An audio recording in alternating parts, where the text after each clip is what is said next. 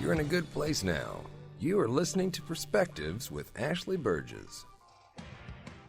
Welcome back live to Live Your True Life Perspectives, and I'm your host, Ashley Berges. Got a great show for you today. We're going to be talking about some interesting stuff today. You know, I woke up this morning. It was good.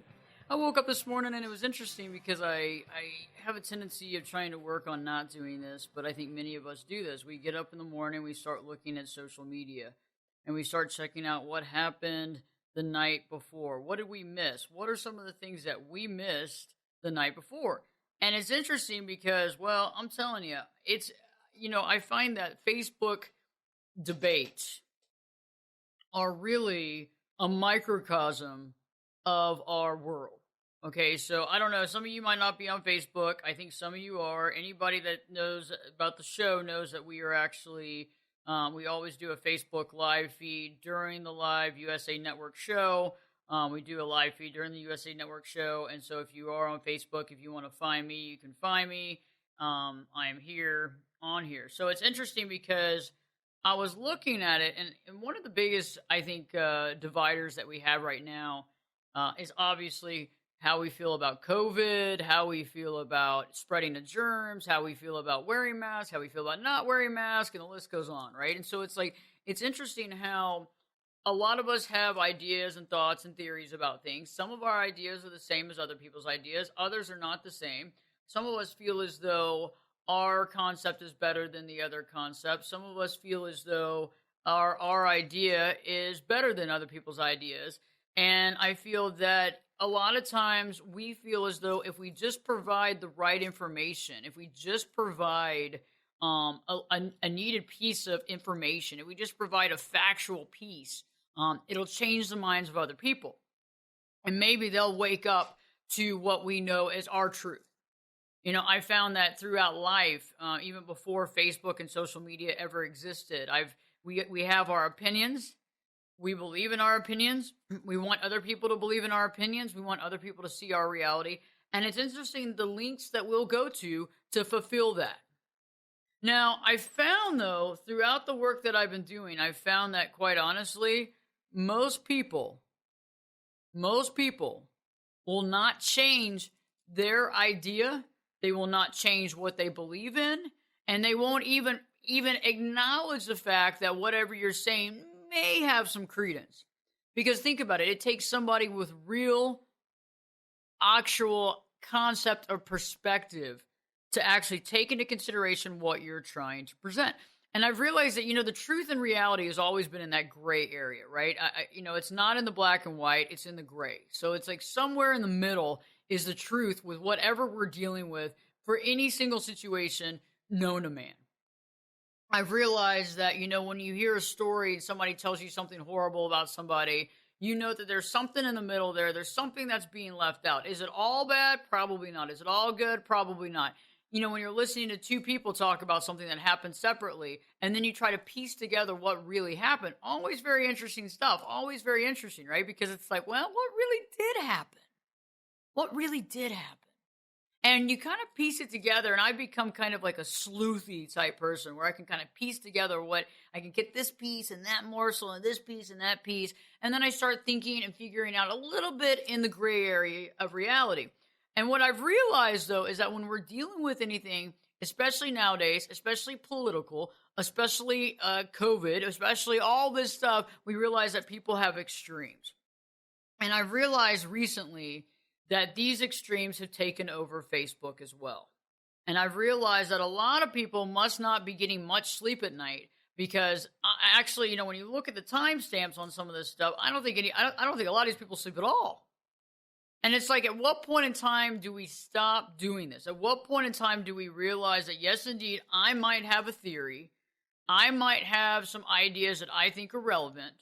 But at what point do we accept a friendly debate?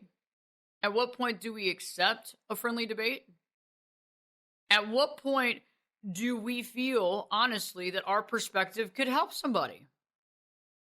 Do we really think about the fact that we're wanting them to gain knowledge? Or are we fighting to be heard? Do you want somebody to see your point of view? If you want somebody to see your point of view, are you willing to show them and respect by listening to their point of view? Okay. Because, see, that's the thing. What I found is that everybody wants you to hear their point of view, but they don't want to give respect to the other person. And then you have to ask yourself, because of this and because of all the noise and because of all the information and because of all the misinformation, how is my information going to, pivot to the top and get this person to change their inherent perspective? I find it interesting because we have various degrees of folks out there on Facebook and social media for that matter. Twitter's more of I'm going to yell out in general, and then people might actually like me or not like me, right? It's like I'm going to get angry about something. I'm going to get really angry and pissy, and I'm going to put it out there on Twitter, and I'm going to see who agrees with me and who disagrees with me, right? I mean, that's really what it is. People will laugh at you, people will retweet, people will make snide comments. Facebook is more of an interaction, and then we get other people interacted, right? So we have groups of people, groups of angry mobs conversating and arguing. And so I recently came across something that was posted yesterday, came across it this morning, and that is really, this is kind of the vector of the reason why we're having this discussion. And it was posted, I'm not going to name names, but it was posted by a gentleman that happens to be a friend of mine on Facebook. And it was interesting because he was talking about how, and we're friends on Facebook. We don't know each other personally. You know how that is. You got Facebook friends who you know personally, and then, whatever else. And you got people that you really don't know, but you just accepted it. And some of you out there, come on, let's get over it. You wanted more friends, so you accepted all kinds of people, which is great. We want to learn from other people, but we need to put it in perspective. And so this guy is talking about how if you fear leaving home, you cannot afford to, and you can afford to stay home, right? By all means, stay home. Talks about, how you can get delivery service and you can do this, but the majority of Americans cannot support their families by doing this. And, goes back to some data, talks about, the mental health issue that we're dealing with in our society. We've been dealing with it forever, but with COVID, we're really dealing with it. We talked about the suicide rate, talking about the crime, all that kind of stuff. And now he's basically saying, hey, if you want the lockdown, continue to do the lockdown on your own. For everybody else that needs to work and wants to do their own thing, you should be able to do your own thing. Well, this comment received 771 comments back, okay? You got happy faces, you got smiley faces, you got heart faces, you got angry faces, you got all kinds of stuff going on in here. And it's interesting because to me, I see it as literally a dichotomy of our society today. You have people that literally look at this guy's comment and this is a great comment. I agree with you. I'm behind you 100%. You got people that literally say that the man has literally lost it. You've lost your mind.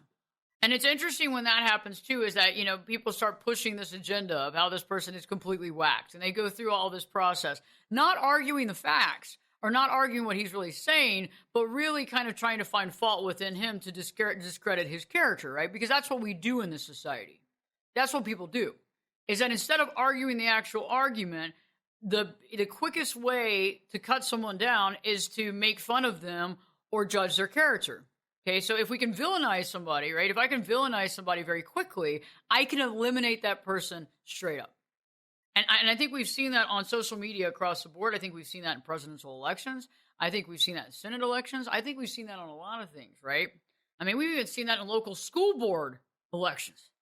Come on. Come on.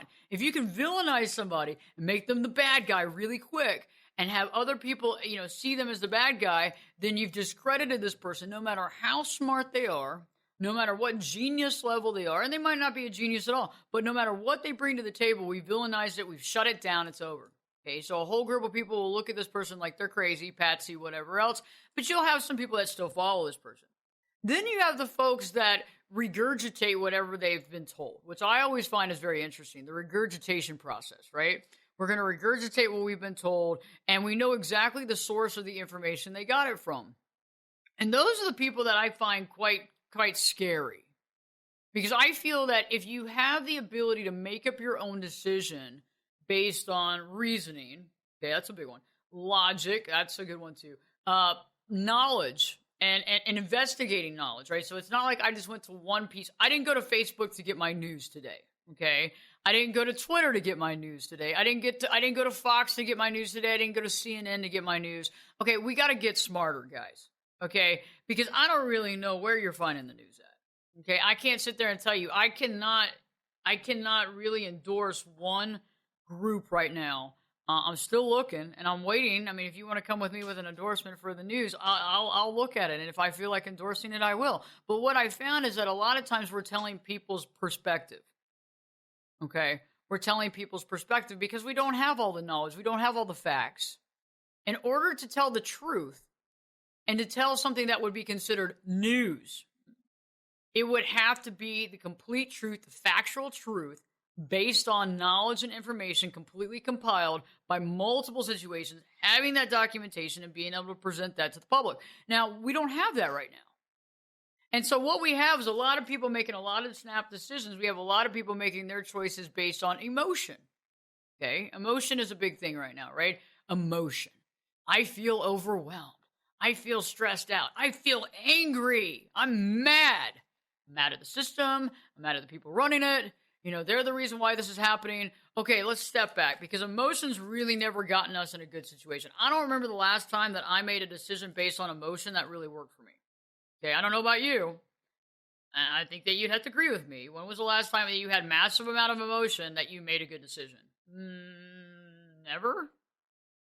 I would say never. Because anytime that I've had a lot of emotion around something, I had like this fog brain, right? The brain of the fog where you literally can't see the truth, right? You can't see the truth. Like the anger gets in the way. The emotion gets in the way. The stress gets in the way. And one of the things that I've realized, and I've talked with a lot of folks here, you know, I work with a lot of folks in my coaching. And one of the things that I've heard from folks is they say, you know what? I get on Facebook and I want to tell people how I feel. And I'm arguing something. And what happens here, right, is that you type something out to argue or to comment. You sit with it for a second. I mean, if you're logical about it, you'll sit there for a second, right? You won't just push send. Enter, and then you go, You do it. And then you think about it. And then you probably delete it. Come back, write it again. Oh, wait, delete it. Oh, wait, misspelled something. Okay. And then by then, you already have all these other people that have already, continued the conversation. So where do you start now? And some of you just jump in head first. You want the debate. I mean, I'm seeing some people that really want the debate. It's showing me that COVID is keeping y'all inside. Many of you are like just wanting to have a fight. Okay, and I get it. I mean, road rage is road rage. Facebook rage is very real. It's a lot like road rage, except for you don't have a knife and you're not in person, right? So it's like, it really is that. But I think just like road rage, how bad does it feel on the back end? How bad does it feel? And how empty is the victory? I mean, I think that the victory is pretty empty. I mean, it's an empty victory. What do we get? Okay, maybe the other person decides to just be quiet. You win. It's over. Or maybe you get in a match of labeling each other as various different things. So when we return, I'm going to be talking about that because in the same structure of this comment that went out yesterday, and I told you there were 771 comments to this one person's thing, now we start getting people yelling back and forth, calling each other's names, stupid, all this stuff's going on all in the middle of it. So we have like a whole nother branch of people that are fighting each other, not about the issue anymore. Now they're taking it personal. And I think we see this all the time on the news, guys. We see this all the time in our society. We see this with the people we know. So stay tuned. Later on in the hour, Dan Nelson, our resident genealogist and historian, will be joining us. We'll be talking more about Facebook rage and how it doesn't help you. Live your true life perspectives. Your host, me, Ashley Berges, will be back in. I'll be back this time in 2 shades.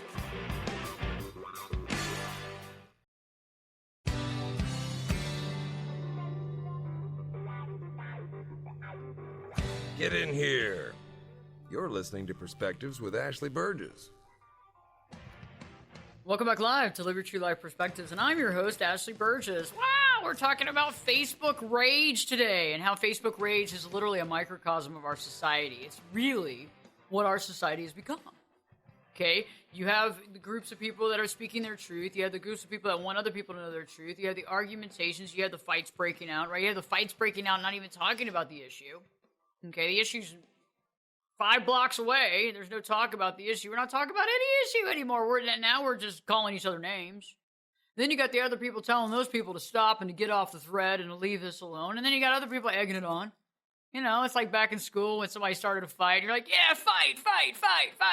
And then you have other people going, y'all need to stop that. Okay. That's what this has become. And it's interesting. I was looking up in the Urban Dictionary. Facebook rage is a feeling of intense or growing anger brought on by other Facebook users, comments, or posts. Such behavior might include sarcasm, verbal insults, name calling, making threats, your mama insults. It can lead to excessive Googling in search of supporting facts, incorrect quotations, screaming at one's computer, throwing your phone out the window, high blood pressure, twitching eyes, and insomnia. Okay, they give you an example. Why does Jesse look so bad this morning? Because of Facebook rage. We have to look at Facebook rage as a real thing. And that's the thing, is that it's interesting. Going back to this post that I saw this morning, it was interesting because I read through the post multiple times, and nowhere in the initial post did it say that the person was never going to wear a mask.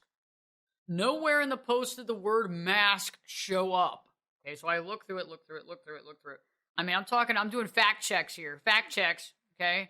And it was interesting how, 30 people broke out in an argument about the face mask and arguing with the author of this comment about how they are insensitive and a horrible person because they're not going to wear a mask. Now, I looked at the post. There was nothing about a mask. The person said they were never not going to wear a mask.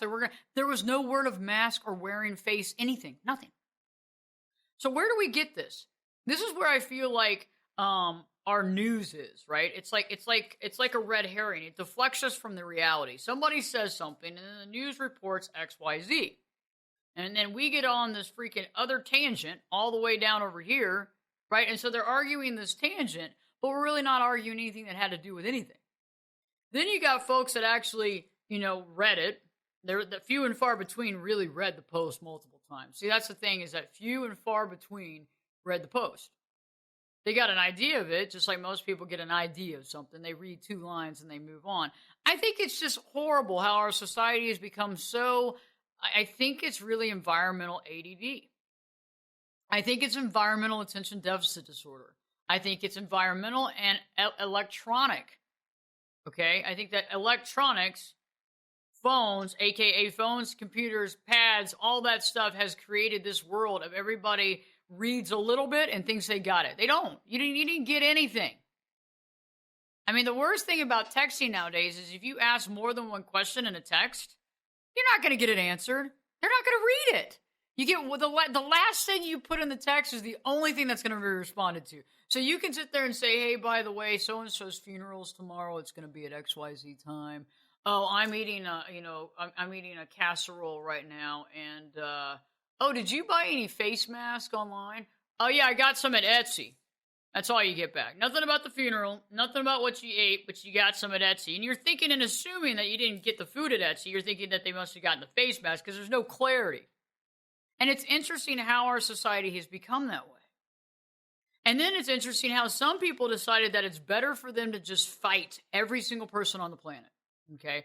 I also think the interesting part is about these trolls, too, that I don't think they sleep at night. I think there's certain people that just don't sleep at night. We're going to talk about them, too, because it's like, where are your priorities, okay? So when we come back, we'll be talking more about that. But the biggest deal is we're going to put this in perspective. I'm going to give you some help, tips, and tricks for letting this go and getting back your peace of mind. Yeah, peace of mind. That's what we're talking about. Live your true life perspectives with your host, me, Ashley Berges, will be back in. I'll be back this time in 2 shakes.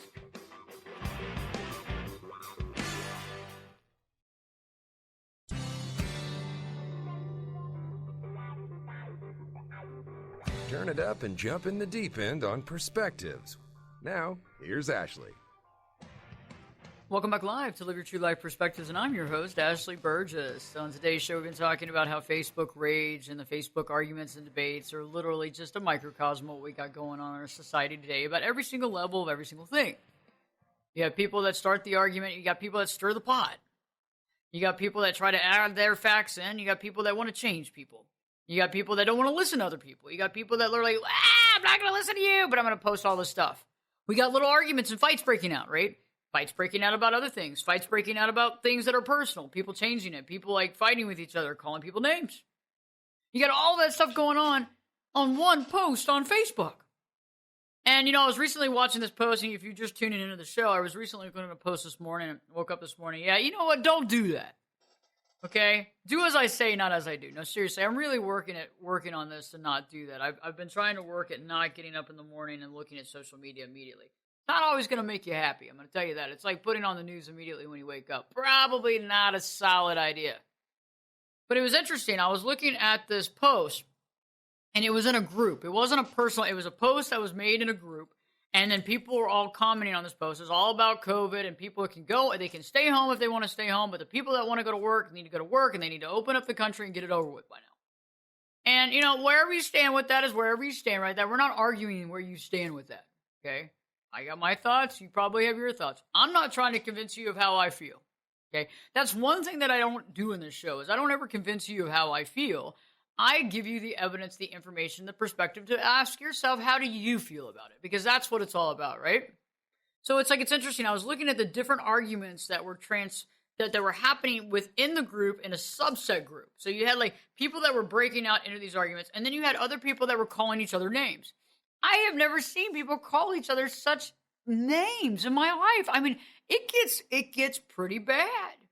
The other day I had a friend of mine call me and say that she had made a comment on Facebook, and she'd gotten involved with, gotten in a heated argument. I know many of you out there have thought about it. You thought about posting, maybe you deleted it, retyped it a different way, deleted it again, retyped it, okay, and you send it kind of homogenized. Well, anyway, this person's like, I just said what I had to say. And the next thing you know, I got people coming after me. She said, I got people coming after me. And, she did this friend of mine just recently had a child. And she was like, I just recently had a child. People were like, you are a mother. You should be ashamed of yourself for posting this. I'm going to call Child Protective Services on you. So then this started, right? So then these people started going around different ways and then finding her on Instagram and finding her phone number. And then people started calling her saying that they were going to call Child Protective Services on this person. Now, nothing's wrong with her kid.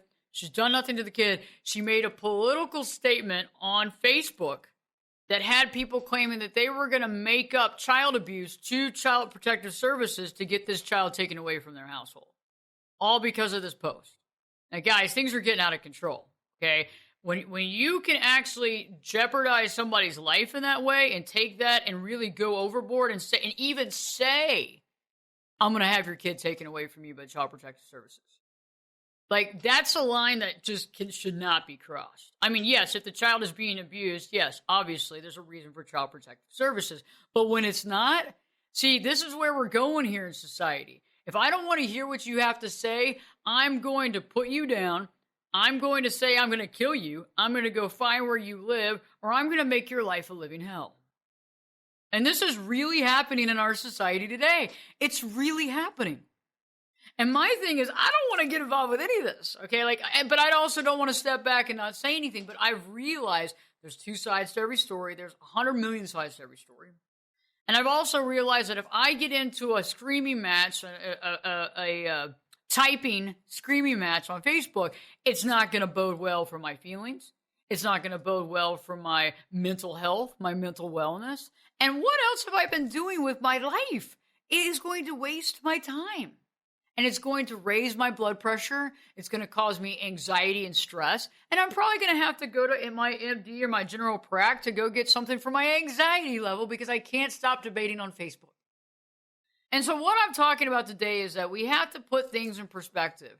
Facebook has become a three-ring circus. It really has. And there's no elephants, by the way. And the only elephants that are there on Facebook are the elephants that they're trying to save their lives from poaching, which is horrible. And it's something that we have to stop. But to me, the circus isn't fun anymore. I'm not interested. I'm not bringing a gun to a knife fight. Okay, so we got to sit there and think about it. What matters to me? How much am I going to take this seriously? How much am I going to deal with these people? How much do I want this invading my life? And how much does this really matter to me? And I know that some of you need to go work out. I don't know what you need to do, but you need to get out of the house and do something. Okay, maybe you need to go to those classes where you move those big tires and run around and lift really heavy stuff and sweat. Because what you're doing right now is not adding to the quality of people's lives. It's not even adding to your quality of your life. And half the stuff that you're putting out there, half of it's not even real. I mean, I know you think it's real, but the source that you got it from, they manufactured it. And so basically, you're taking half of your life's duty to try to regurgitate a manufactured story. It's become a circus, and the circus has very little factual information. How much do you want to get into the circus? You're not getting paid to do this, by the way. Nobody's endorsing you. Nobody's paying you. It's not happening. So why? I'm going to give you some more tips here in just a bit, but it's time to really talk about history. There's a reason why we have a genealogist here on the show. I know it sounds crazy. We're a self-help show with a historian and a genealogist. Really? Who does that? I do. We do. That's what Live Your True Life does. And here we have Dan Nelson coming on, and Dan is actually going to talk to us today. Well, you know what? We're just going to carry this circus subject all the way through. Okay, let's talk to Dan. History does tend to repeat itself, and it's interesting, though, when you go back to history and you learn about different stories about people, how people weren't really that different. And at the same time, people were also trying to pursue their dreams and the things that they want to do, no matter how interesting or outlandish it might be. Dan Nelson, our resident genealogist and historian, is here. And Dan, you have a story for us today that's pretty interesting. You got some folks that are leaving their usual work, and it's set in the 1900s, right, or in the 1800s.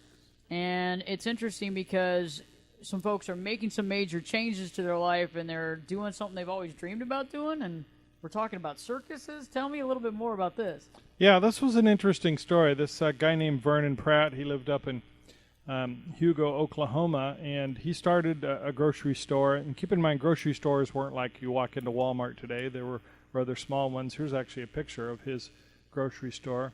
And it was called Pratt Brothers Grocery, and it was a bit of a franchise deal. There were other Pratt Brothers owned by Pratts and some not owned by Pratts, but pretty accomplished as a grocer in that small town. And then he got involved in banking, and he was on the board of directors for the local bank. And then suddenly he decided that instead of being a banker and a grocery store guy, he wanted to be a circus owner. And not your normal switch of careers. But he was probably inspired by the fact that Hugo, Oklahoma, and very few people probably know this unless you live in Hugo or are from Hugo, was actually sort of known as the circus capital of the United States. And it's because all the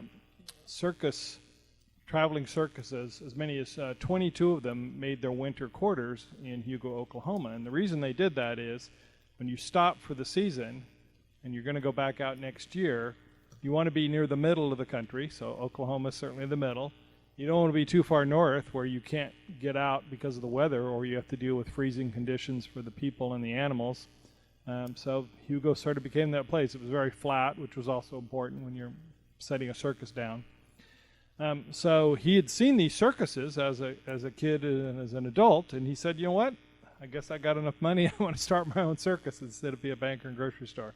So he started his circus, and it became a big deal. I mean, the town was quite proud of it because it was a circus that was founded in Hugo, not one that just came through and stopped there and hung out for the winter.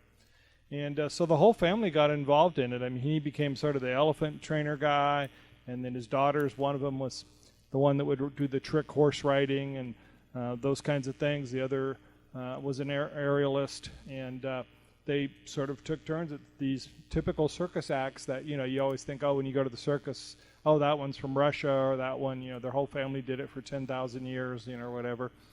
These were just Oklahoma kids that suddenly had to acquire skills to make the circus work. He couldn't afford to import people from Europe. Here's a picture that shows them where he had trained dogs that were part of the circus that he took care of. And so he had a lot of support, and, Hugo really liked having their own circus. So I've got some pictures here because Life magazine came out and did a story on this family, and their pictures were printed in Life magazine. So how cool is this? Because it was my client's mother, actually, that these pictures are of. Her and her sister performing their high wire acts, their aerialist acts, and not too many of us get to be in Life magazine, or too many of our ancestors made it out to Life magazine. So pretty cool thing. Of course, they grew up and got married and eventually stopped performing in the circus, had families of their own. But it was a pretty interesting thing. And actually, Hugo was known as it had the largest elephant population outside of Africa, of African elephants, because when the winter quarters were there were that many elephants all congregated in one place.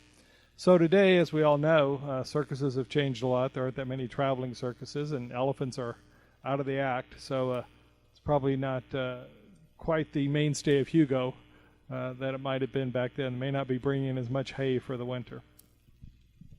That's interesting, the circuses. Wow, I mean, what a change of career.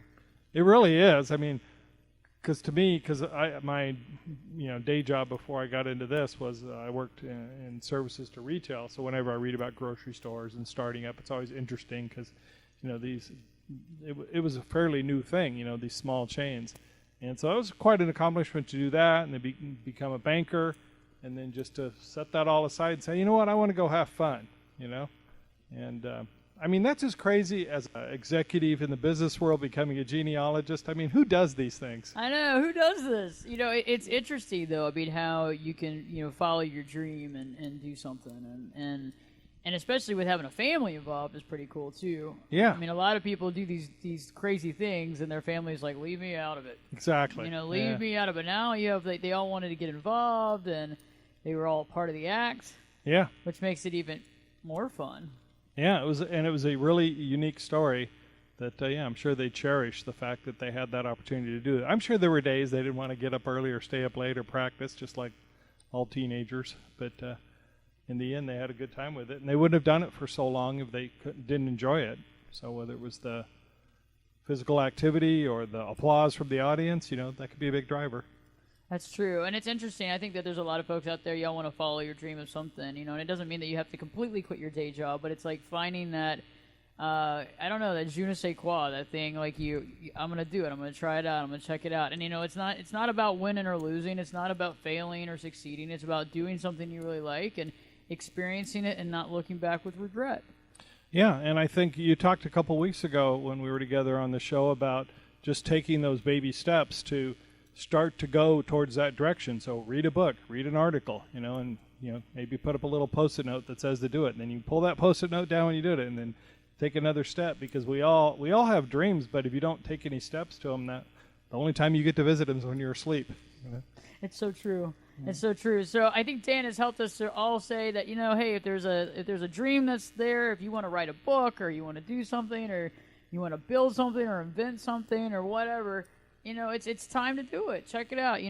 Don't worry about it. If it's successful, great. If it's not a big deal, but it's about doing what you want to do, putting yourself out there and being cool with living out a dream and seeing what happens. Yep, absolutely. Dan, I can't wait to see you next week on the show. Yeah, I look forward to it. I'll try and come up with something good. Awesome. I know you will. You always do. I know you'll come up with some good, so I'll see you then. All right. Thank you. I love having Dan on the show. Having a genealogist and a historian really does work, because history does repeat itself. I mean, we were seeing it just like what they were comparing, the Spanish flu to COVID. I mean, everything does seem to repeat itself. And talking about a circus is just so timely right now, because I do think that social media has become a circus, and I think it's kind of like we're supposed to look at that really shiny object. I think that some of us need some extracurricular activities. I think some of us need to take our rage and anger and figure out how to take that and make it into a positive thing. How do we reprocess that, reconstitute it? I don't know. How do you do it? How do you take water and make wine? Figure it out. We got to figure this out because that's what's going to happen. But, the interesting thing that I want to bring up before we go to break is that we have to ask ourselves, what do we want the outcome to be? That's what I think. Before I ever post anything, because I don't want anybody living in fear. I'm not telling you that you can't say how you feel. That is not what I'm saying here on today's show. I'm not saying that you can't explain your factual information and what you think about it. I'm not saying that either. I'm just asking the question, have you thought about what you want the outcome response to be from the people that you post to? Have you thought about it? Have you given it an idea? Do you know what you'd like that to be? And then how do you present that comment in a way that more people might accept that comment or listen to the comment or actually read the comment, right? We have to present it properly. There's a reason why I was in debate. I did debate for a long period of time throughout high school. I did really well, actually. There's a reason for it. And if you want other people to listen to your concept, there's a way of doing it. We'll talk about that just in the next segment. So stay tuned. Live your true life perspectives with your host, me, Ashley Berges, will be back in. I'll be back this time in 2 shades.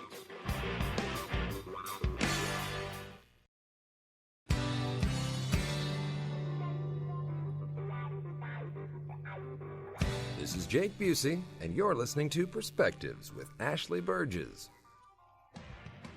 Welcome back live to Live Your True Life Perspectives, and I'm your host, Ashley Berges. On today's show, we've been talking about Facebook rage, about how it's really just kind of a culture in our society. It's basically, how we deal with everything. You have people that are responsive, you have people that are argumentative, you have people that try to provide knowledge, you have people that don't know when to stop, you have people that call each other's names, the list goes on.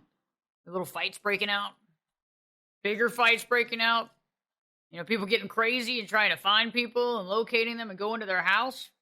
Stuff's really happening, guys. If you don't know what's happening, open up your eyes. It's happening all over, especially all over our country. And it's interesting, I was thinking about the concept of debating. In order to debate, you have to listen to the other person clearly. You have to hear what they're saying. Then you have to respond, right?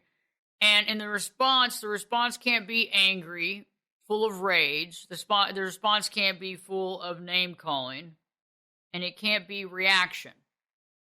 That's what a debate is. Lincoln Douglas debate, check it out. It's what debate's about, right? It's like, okay, you have this plan, I have this plan. We're both going for the same value argumentation here. If I'm struggling, if I'm trying to win justice and social ramifications, this is my thought process of what justice is. What are yours? Okay, that's how we debate. Now, name calling and fighting dirty and then not reading what other people are putting out there, that's not debate. I don't know what that is. I think that's just like I'm angry and I have resentment and I really need to blow off some steam because this is where I'm going to blow off my steam at. So debate and blowing off steam, 2 different things. Name calling, 2 different things. But, I got some ideas, though.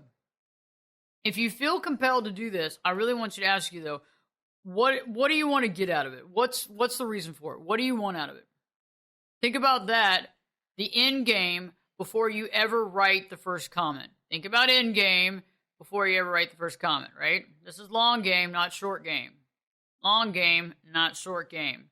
I want you to also think about, does this add to my quality of life? I want you to ask that question. Does this add to my quality of life?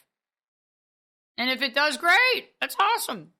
If it doesn't, then how do we limit down the amount of interaction or the amount of time that we're using on this platform?